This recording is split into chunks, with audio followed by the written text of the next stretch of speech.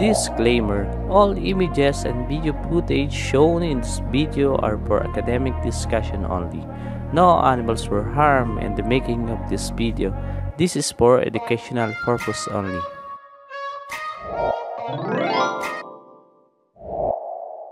Ito ay para dun lamang sa mga hindi pa nakakaalam, at dun naman sa mga nakakaalam na maraming salamat sa inyong panonood.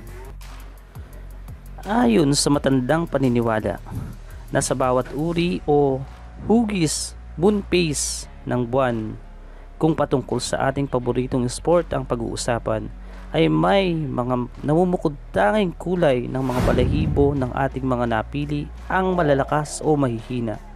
Sa madaling salita, may kanya-kanyang panahon ang bawat kulay kung saan ito malakas o mahina.